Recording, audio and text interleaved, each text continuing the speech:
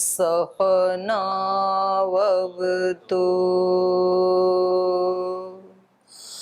सहनौ भुनक्तु सह वीर्यं करवावहै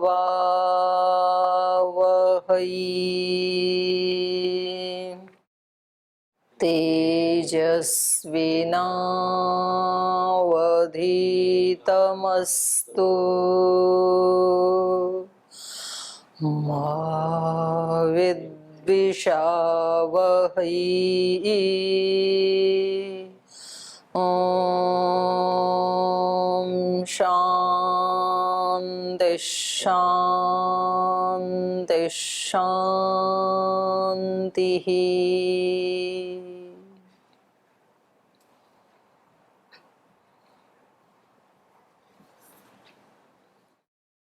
न्याय दर्शन के तृतीय अध्याय का द्वितीय आह्निक पढ़ रहे हैं हम, और द्वितीय आह्निक का 10वां सूत्र पढ़ रहे थे। यहाँ पर प्रसंग ये चल रहा है, बुद्धि की परीक्षा चल रही है। बुद्धि नित्य है या अनित्य है? तो यहाँ सिद्धांती का, नैयायिकों का मानना है कि बुद्धि अनित्य है, और पूर्व पक्षी का अर्थात सांख्यकारों का, योग और सांख्य वालों का मानना क्या है? बुद्धि नित्य है। बुद्धि नित्य है, इसके पीछे उनका हेतु क्या है? प्रत्यभिज्ञा होना, किसी चीज की स्मृति होना, ज्ञान होना। तो यदि अनित्य है तो कल जो कुछ भी हमने पढ़ाया था उसका आज से कोई संबंध ही नहीं होगा। तो स्मृति है ना, हम प्रत्यभिज्ञा करते हैं। तो इससे पता लगा कि कोई चीज नित्य है हमारे अंतःकरण में, तभी तो स्मृति आ रही है। और इनका अनित्य कहने का अभिप्राय क्या है कि जब हमने किसी चीज के रूप को देखा, चक्षु इंद्रिय का उस अर्थ के साथ सन्निकर्ष हुआ, और उससे जो ज्ञान उत्पन्न हुआ, और इसको आप बाधित कर दो तो फिर वो रूप आपको नहीं दिखेगा। तो इनका कहना है कि ये अनित्य है। अच्छा, वैसे ये बुद्धि नित्य है या अनित्य है, इसकी चर्चा करने से इसका तत्व ज्ञान होना चाहिए। मन इसकी परीक्षा कर रहे हैं, ये क्यों कर रहे हैं, इससे क्या निकलेगा? ऋषि हैं, कोई टाइम पास तो करना नहीं है। तो नित्य है या अनित्य है, इसकी चर्चा करने से क्या लाभ होगा? क्यों यहाँ पर नैयायिक गौतम ऋषि क्यों हमें ये बताना चाहते हैं कि बुद्धि अनित्य है? तो ऐसा तो आपने कभी सोचा नहीं, तो नहीं सोचा तो अभी सोच लो। तो अनित्य है, हाँ बताओ कुछ स्वामी जी। जी, अब आचार्य जी तो जिस भाव से सोच रहे होंगे वो तो एक अलग ही भाव है। वैसे जो हम समझते तो समझे, हमें जो लगता है बुद्धि वही की बताओ। अनित्यता को सिद्ध करके ऐसा भी है कि व्यक्ति को एक ये संतोष तो हो ही जाता है कि हम एक दिन इन सब बंधनों से मुक्त हो सकते हैं। कैसे अनित्यता से कैसे हमें ये एहसास होगा? क्योंकि जो चीज अनित्य है वो फिर नष्ट चीज तो के बारे होगी में ही। नहीं कह रहे, ये ज्ञान बुद्धि के बारे में कह रहे हैं, बुद्धि के बारे में। बुद्धि उपलब्धि ज्ञान अनर्थांतरम। ज्ञान अनित्य है, मतलब इसके पार जाना है। और इसमें क्या बताएंगे इसमें विशेष कि इन सब बातों से तो इसमें पार भी और सोचो अभी हैं, थोड़ा और इसमें सोचो, क्योंकि इसकी अनित्यता सिद्ध करके आचार्य ये सिद्ध करना चाह रहे हैं कि हमारा एक ज्ञान है किसी वस्तु के प्रति, किसी व्यक्ति के प्रति, किसी परिस्थिति के प्रति। और जब हमें अंदर से ये पता लग जाए कि ये जो मेरा ज्ञान है ये नित्य ज्ञान नहीं है, ये संपूर्ण ज्ञान नहीं, ये अंतिम ज्ञान नहीं है, ये ज्ञान अनित्य है, ये कभी भी बदल जाएगा। और ये कब बदल जाएगा? जब मैं साधना करूंगा। ये वस्तु जो आज मुझे इस रूप में दिखाई दे रही है, या ये व्यक्ति जो आज इस रूप में दिखाई दे रहा है, ये वास्तव में ऐसा ही है, ये सत्य नहीं है। क्योंकि ये तो अनित्य, अनित्य होता ही वो है जो उत्पन्न होता है और नष्ट हो जाता है, तो ये शाश्वत नहीं है। इसमें कि भी प्रश्न आता है, जैसे ज्ञान कर्म उपासना की बात करते हैं, तो ज्ञान कर्म उपासना वाले जो ज्ञान है ज्ञान कर्म उपासना की बात नहीं की, शुद्ध ज्ञान शुद्ध कर्म शुद्ध उपासना की बात तो इसमें जो है, तो इसके बाद में जो बोध रूप ज्ञान उत्पन्न होता है उसके विषय में भी थोड़ा सा नहीं, वहां पर बात ही शुद्ध ज्ञान की है।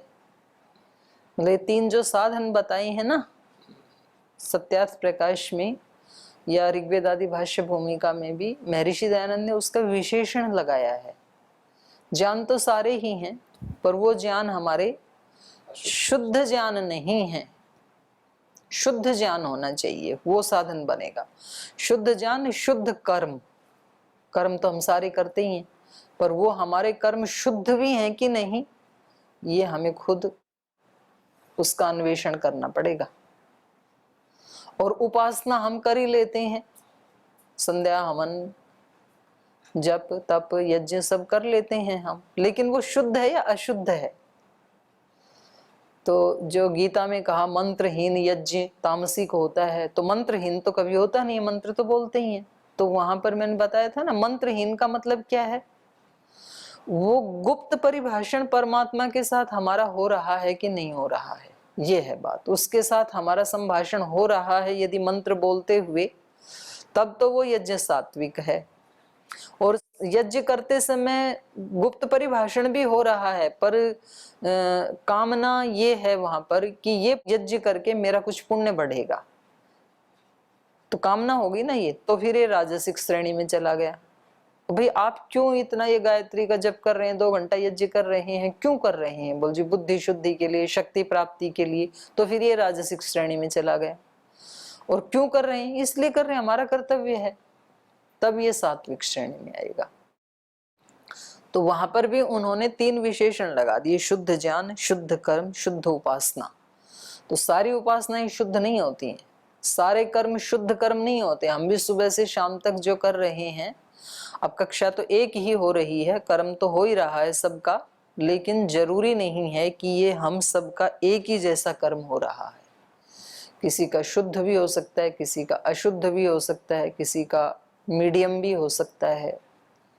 तो ऐसा, तो ये हम जब हमारे को ये पता लग जाए कि भाई ये मेरी जो मानसिकता है, मेरा जो विचार है, मेरा जो ज्ञान है, ये अंतिम ज्ञान नहीं है, अगर हमें ये भरोसा हो गया कि अनित्य है ये, तो हम कम से कम उससे अगला ज्ञान प्राप्त करने के लिए हमारे दिल के दरवाजे खुले रहेंगे। कुछ और भी हो सकता है, हम सोचेंगे, कोई व्यक्ति हमें कहता वो आपके बारे में ऐसे कह रहा था, तो ये उस व्यक्ति का ज्ञान है ना, और ज्ञान अनित्य है, तो इससे अतिरिक्त ज्ञान भी तो हो सकता है ना। तो फिर इस ज्ञान को अनित्य मान लिया तो हम उन आग्रहों और दुराग्रहों से मुक्त हो सकते हैं। तो इसलिए ये इतनी लंबी, सबसे लंबा जो प्रकरण चला है ये बुद्धि का चला है न्याय दर्शन में, 12 प्रमेयों में। मतलब ये पूरा पाद के अंत तक बुद्धि का ही चलेगा, एक छोटा सा कोना मन का आएगा बस, प्रारंभ से लेके अंत तक।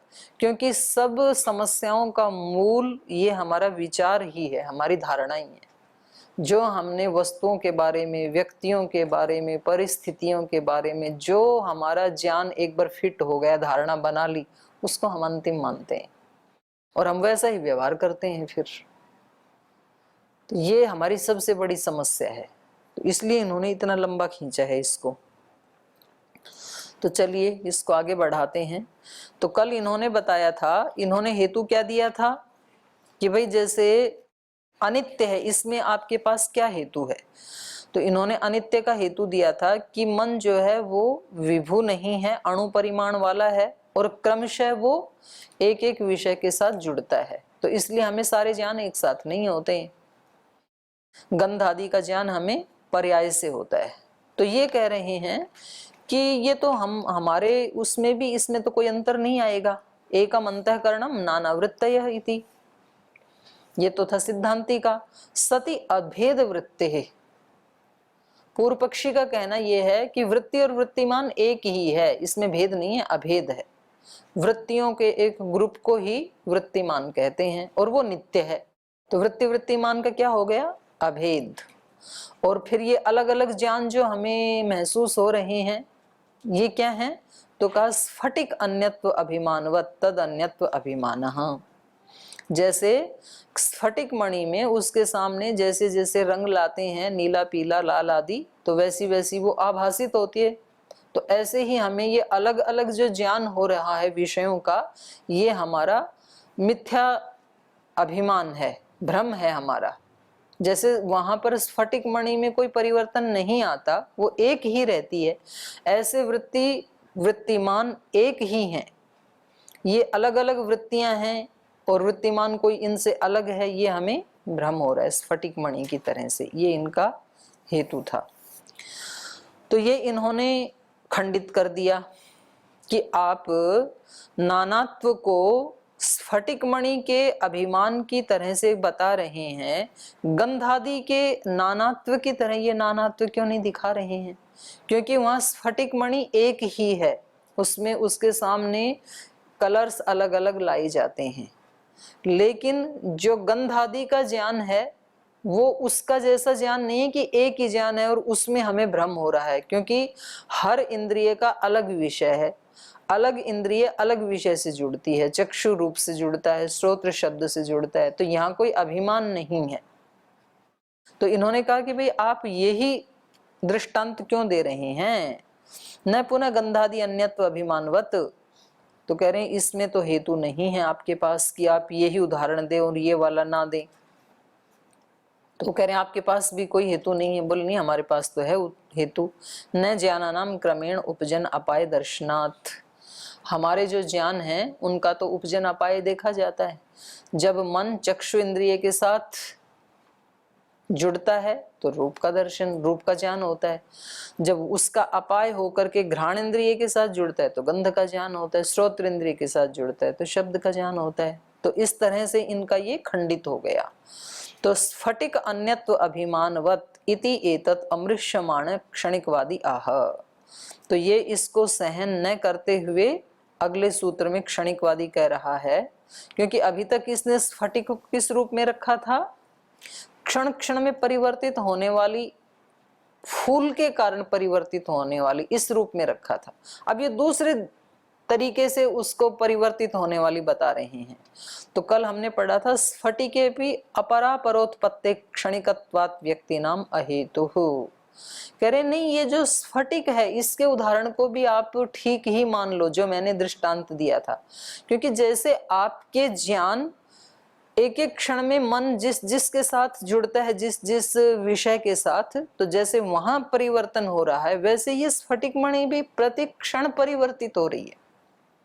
हो सकता है आपके विषय में तो आपका मन किसी एक विषय पर 1-2 सेकंड रुक भी जाए, एक ही जैसा ज्ञान आए, वैसे रुकता तो नहीं है क्योंकि मन का भी क्या बताया है, प्रति क्षण उसका ज्ञान जो है वो दूसरा दूसरा आता है, यही है सिद्धांत। पर यहाँ पर तो ये कह रहे हैं कि ये पूरी की पूरी स्फटिक है। स्फटिके अपि, स्फटिक वाले उदाहरण में भी अपर अपर उत्पत्ति है, दूसरी दूसरी स्फटिक मणि उत्पन्न होती रहती है। क्यों होती रहती है? क्षणिकत्वात् व्यक्ति नाम, क्योंकि सब व्यक्ति क्या है इनके मत में? क्षणिक है। तो क्षणिक होने से अहेतु, आप जो हेतु दे रहे हैं ये उचित नहीं है, माने आप जो हमारा खंडन कर रहे हैं वो खंडन नहीं होगा। स्फटिकस्य अभेदेन अवस्थितस्य उपधान भेदात् नानात्व अभिमान इति अयम अविद्यमान हेतुकः पक्षः।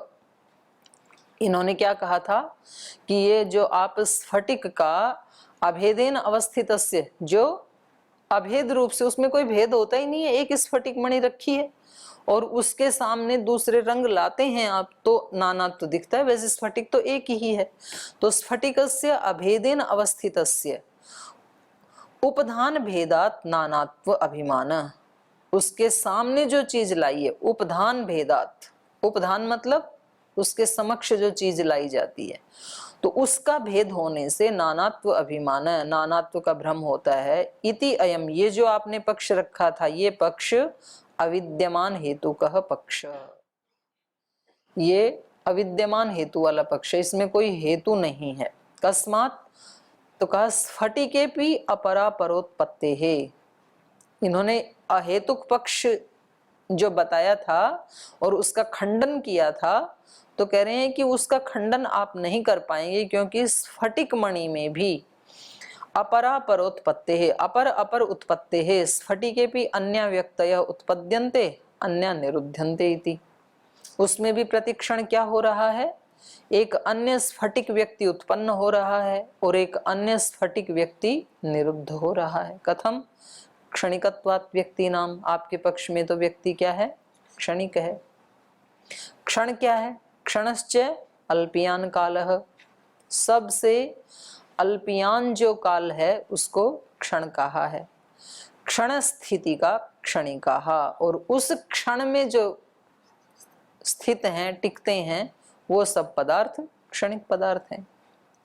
कथम पुनः गम्यते क्षणिका व्यक्तय इति, तो ये कैसे जाना कि सभी व्यक्ति एक क्षण में ही स्थित रहने वाले हैं, केवल क्षणिक हैं, ये कैसे जाना? तो कहा उपचय अपचय प्रबंध दर्शनात् शरीरादिषु, शरीर आदियों में देखते हैं उपचय होता है, अपचय भी होता है। जैसे बिल्कुल छोटा बच्चा है, उसको 2-2 बूंद दूध पिलाते हैं, थोड़ा थोड़ा थोड़ा उसके शरीर का उपचय होता जाता है, फिर अन्न खाने लगता है, फिर और उसके अंग बढ़ने लगते हैं, और फिर एक समय के बाद 40-50 साल के बाद वही अन्न आदि खाता है, लेकिन एक एक क्षण में उनका ह्रास होने लगता है, उन्हीं अंगों का, उन्हीं इंद्रियों का, उनकी सामर्थ्य का। तो ये उपचय अपचय का प्रबंध, ये प्रवाह शरीर आदि में देखा जाता है। पक्ति निर्वृत्तस्य आहार रसस्य शरीरे रुधिर आदि भावेन उपचय अपचयश्च प्रबंधेन प्रवर्तते। पक्ति, पक्ति मतलब पाचन से, जो भी हम खाते हैं उसका जो पाचन होता है, पक्ति निर्वृत्तस्य, पाचन से उत्पन्न होने वाला, पक्ति निर्वृत्तस्य आहार रसस्य, पाचन से उत्पन्न होने वाला जो आहार का रस है, उस रस का शरीरे, शरीर में, रुधिर आदि भावेन, रक्त आदि जो 7 धातुएं हैं उस भाव से, उपचय अपचयश्च प्रबंधेन प्रवर्तते, तो उससे वृद्धि और ह्रास, इसका प्रबंधेन प्रवर्तते, उसकी प्रवृत्ति देखी जाती है, प्रवाह से वो होता ही रहता है। उपचयात व्यक्ति नाम उत्पाद, जब इससे उपचय होता है तो उस व्यक्ति की उत्पत्ति होती है, वो बढ़ता है। और अपचयात व्यक्ति निरोधः, जब उसमें अपचय होने लगता है, ह्रास होने लगता है, तो व्यक्ति का नाश हो जाता है। निरोध मतलब नाशः।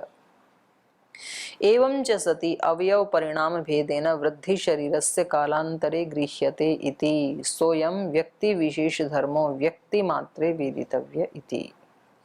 तो कह रहे हैं ऐसा होने पर, एवं च सति अवयव परिणाम भेदेन, शरीर के जो अवयव हैं उनमें परिणाम होते रहते हैं, इस परिणाम के भेद से वृद्धि ही शरीरस्य, शरीर की वृद्धि कालांतरे गृह्यते, वो अन्न आदि खाने के बाद गृहित होती है ना। हम पहले बिल्कुल छोटे शिशु होते हैं, फिर बालक बन जाते हैं, फिर किशोर हो जाते हैं, तो ये कालांतर में पता लगता है। उसी समय तो पता नहीं लगता है कि खाते समय किसी ने अपने को ऐसे बढ़ते हुए देखा क्या, पर बढ़ तो गए, ये तो ठीक है। और खाने के बाद किसी ने अपने ह्रास को भी ऐसे प्रत्यक्ष तो नहीं देखा, लेकिन ह्रास हो रहा है, तो ये अनुभूति में आता है। तो कह रहे हैं वृद्धि शरीरस्य कालांतरे गृह्यते, हैं, पेट का दिखता है खाते खाते थोड़ा बड़ा दिखता है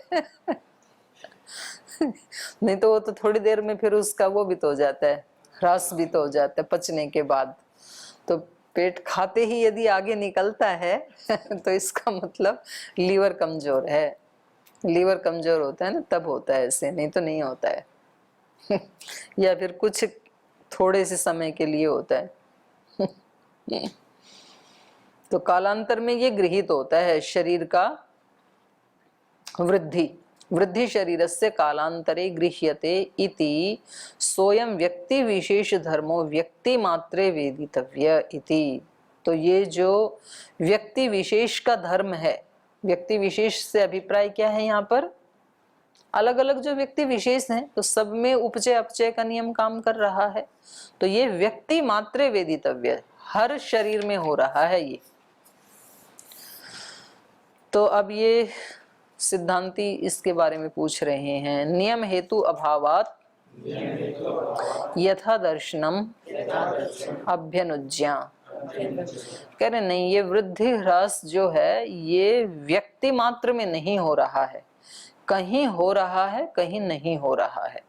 नियम हेतु अभावात, इस नियम में हेतु का अभाव होने से यथा दर्शनम, जैसा जहां देखा जाता है, अभ्यनुज्ञा, वैसा स्वीकार करना चाहिए। माने ये चेतन में तो दिखाई पड़ जाएगा वृद्धि ह्रास, लेकिन पत्थर में तो नहीं दिखता है, तो व्यक्तिवाद मात्र में तो नहीं हो रहा। स्फटिक मणि में भी नहीं दिखाई देगा, पर्वत में भी मतलब इतना जल्दी दिखाई नहीं देगा। वैसे तो बढ़ते हैं पत्थर भी, पर्वत भी, पर शरीर आदि की तरह से वहां पर वृद्धि ह्रास दिखाई नहीं देता है कि वहां भी बचपन, युवावस्था, वृद्धावस्था आ गई हो। तो इसलिए ये नियम सब जगह आप नहीं लगा सकते हैं। सर्वासु व्यक्तिषु उपचय अपचय प्रबंध शरीरवत इति न अयम नियमः कस्मात् हेतु अभावात्। सर्वासु व्यक्तिषु, सभी व्यक्तियों में, माने सभी पदार्थों में, उपचय अपचय का जो प्रबंध है वो शरीरवत इति, शरीर के समान ही होता है। न अयम नियम, ऐसा नियम नहीं है। चेतन में आप ज्यादा से ज्यादा मान सकते हैं, जड़ में तो ऐसे नहीं है। कस्मात् हेतु अभावात, उसके लिए आपके पास कोई हेतु नहीं है कि सब जगह ऐसे दिखाई दे रहा, कोई प्रमाण नहीं है आपके पास। न अत्र प्रत्यक्षम अनुमानम व प्रतिपादकम अस्ति, ना तो प्रत्यक्ष से देखा जाता है और ना तो अनुमान आदि से आप ऐसा प्रतिपादित कर सकते हैं, तो कोई प्रमाण नहीं है आपके पास इसका। तस्मात् यथा दर्शनम अभ्यनुज्ञा, इसलिए जहां जैसा देखा जाता है वैसा ही स्वीकार करना चाहिए। अर्थात यत्र यत्र उपचय अपचय प्रबंधो दृश्यते तत्र तत्र व्यक्तिनाम अपरा परोत्पत्ति उपचय प्रबंध दर्शनेन अभ्यनुज्ञायते यथा शरीरादिषु। यत्र यत्र न दृश्यते तत्र तत्र प्रत्याख्यायते यथा ग्राव प्रभृतिषु। तो स्पष्ट कर दिया इन्होंने और कि जहां जहां ये उपचय अपचय का प्रबंध देखा जाता है वहां वहां आप कह सकते हैं व्यक्ति नाम अपरा परोत्पत्ति। तो वहां वहां उन वस्तुओं में अपर अपर की उत्पत्ति होती है, मतलब थोड़ा थोड़ा थोड़ा उपचय होता जाएगा ना। जैसे वो वाल्मीकि निकलती है ना मिट्टी नीचे से, तो उसमें थोड़ी थोड़ी मिट्टी लगाती रहती है तो वो बढ़ता रहता है उसका घर। या वो दीवार पे भी वो एक कीड़ा जो लाता है अपने मुंह में मिट्टी, वो लगाता रहता है। पहले इतनी सी मिट्टी होती है, फिर बड़ी बड़ी बड़ी होती जाती है। दीमक नहीं, उसको भृंगी बोलते हैं, भृंगी। तो वहां उपचय देखा जाता है। यत्र यत्र दृश्यते यत्र यत्र यत्र उपचय प्रबंधो दृश्यते तत्र तत्र व्यक्तिनाम अपरा परोत्पत्ति उपचय प्रबंध दर्शनेन अभ्यनुज्ञायते। तो वहां तो हम इसको मान लेंगे, स्वीकार कर लेंगे। यथा शरीर आदिषु, जैसे कि शरीर आदि में भी देखा जाता है। और यत्र यत्र न दृश्यते, और जहां ये उपचय अपचय प्रबंध नहीं देखा जाता है तत्र तत्र प्रत्याख्यायते। तो वहां वहां इस नियम को खंडित होना पड़ेगा। यथा ग्राव प्रवृत्तिषु, जैसे पत्थर आदि में, तो पत्थर आदि में शरीर आदि की तरह उपचय अपचय नहीं देखा जाता है, उत्पत्ति विनाश नहीं देखा जाता है। तो ऐसे ही कह रहे हैं स्फटिके भी उपचय अपचय प्रबंधो न दृश्यते। इस स्फटिक, क्योंकि वो क्या मान रहे हैं, प्रतिक्षण एक नया स्फटिक मणि उत्पन्न हो रहा है ऐसा मान रहे हैं। तो ये तो थोड़ा ज्यादा ही नहीं हो गया क्या? इतना तो मतलब शरीरों में भी नहीं हो रहा है एक ही दिन में, माने प्रतिक्षण आमूल चूल परिवर्तन। तो ये तो थोड़ा ज्यादा ही हो गया। परिवर्तन तो हो रहा है, ये ठीक है, इसको हम भी मान रहे हैं, लेकिन वो कालांतरे गृह्यते, तुरंत प्रतिक्षण गृहित नहीं होता है। वो अलग बात है, स्वामी जी को खाना खाते ही गृहित हो रहा है, तो वो भी एक अलग बात है, अपवाद है वो। तो ये कह रहे हैं स्फटिके भी उपचय अपचय प्रबंधो न दृश्यते तस्माद् अयुक्तम स्फटिके अपरा परोत्पत्ति रीति। तो स्फटिक में अपर अपर की उत्पत्ति हो रही है, ये युक्त नहीं है, उचित नहीं है। यथा चर्कस्य कटुकिम्ना सर्वद्रव्याणां कटुकिमानम आपादयेत् तादृग एतद् इति। कह रहे हैं जैसे, ये तो ऐसा ही कथन हो गया आपका कि जैसे अर्कस्य कटुकिम्ना, अर्क के कड़वा होने से, और कोई व्यक्ति कहे कि सभी दुनिया के जो द्रव्य हैं, पदार्थ हैं, वो कैसे हैं, कड़वे हैं। कटुकी मानम आपद्येत आपद्येत तादृग एततिति, ये तो ऐसा ही आपका कथन है। तो ऐसा तो होता नहीं है ना कि सब चीजें आग की तरह ही कड़वी हैं। तो ठीक है, उपचय अपचय का नियम देखा जाता है शरीर आदि में, लेकिन आप उसको स्फटिक आदि में भी घटित करने लगें, अपर अपर की उत्पत्ति बताने लगें, ये उचित नहीं है। यश्च शेष निरोधेन अपूर्वोत्पादम निरन्वयम द्रव्य संताने क्षणिकता मन्यते तस्यैतत्, तत् छुटा हुआ है, यहाँ पर लिख लीजिए।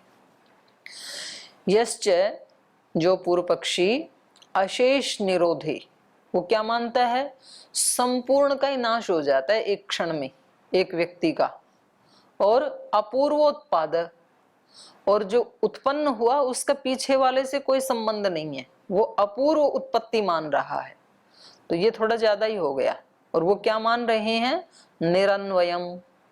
पहले वाला अन्वित होके आए तो बात समझ में आती है, लेकिन ये क्या मान रहे हैं, निरन्वय, अपूर्वोत्पत्ति, ऐसा मान रहे हैं। द्रव्य संताने, द्रव्य संतान में क्षणिकता मन्यते, जो इस प्रकार के क्षणिकता मान रहे हैं, द्रव्य संताने माने सभी द्रव्यों में, द्रव्य संतान में।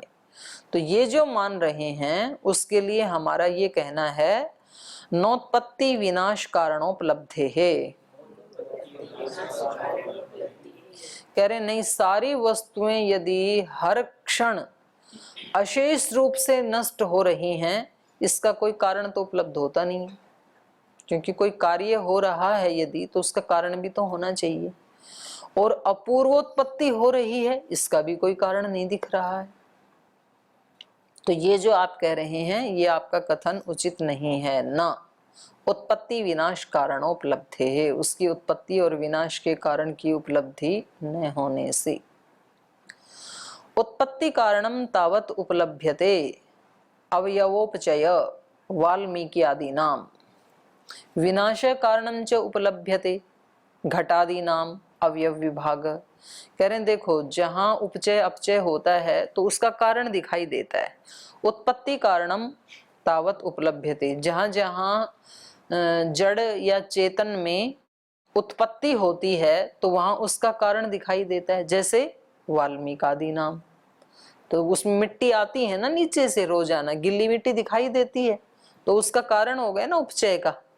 और ऐसे ही विनाश कारणम जो उपलभ्यते, विनाश का कारण भी उपलब्ध होता है। कहाँ, घटादि नाम, जो घड़े जिनका अभी ह्रास होना है, टूटना है, तो उसके थोड़े थोड़े जो अवयव हैं उनका विभाग होने लगता है घड़े से, थोड़े थोड़े ऐसे रोए रोए से ऊपर आते हैं घड़े पे। फिर जब आप उसको धोते हैं तो लाल लाल निकलता है। इसका मतलब घड़ा कुछ समय के बाद, 1-2 साल या 6 महीने के बाद नष्ट हो जाएगा। तो वो अवयव का विभाग दिखाई दे रहे हैं।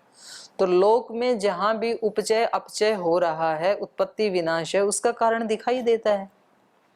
यस्तु अनपचित अवयवम निरुध्यते और अनुपचित अवयवम च उत्पद्यते तस्य अशेष निरोधे निरन्वय व अपूर्वोत्पादे न कारणम उभयत्रापि उपलभ्यते इति। लेकिन यस्य, जिस क्षणिकवादी के मत में अनपचित अवयवम माने अवयवों के अपचय के बिना ही निरुध्यते नाश हो जाता है, और अनुपचित अवयवम च उत्पद्यते, उपचित अवयव के बिना ही, उपचयन भी तो होता है ना अवयव, मिट्टी थोड़ी थोड़ी लगाते हैं, तो कह रहे हैं अनुपचित अवयवम च उत्पद्यते, बिना उपचित अवयवों के ही उत्पत्ति हो रही है।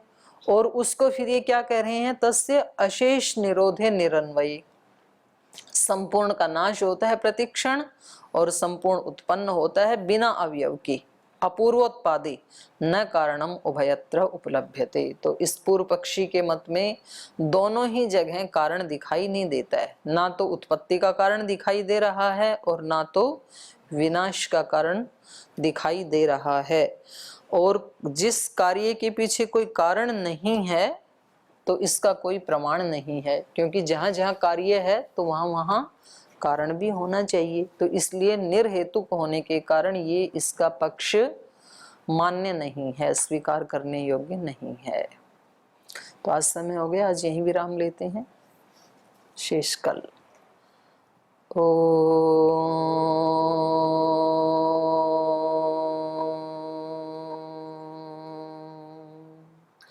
शांति शांति शांति। श्री गुरुभ्यो नमः।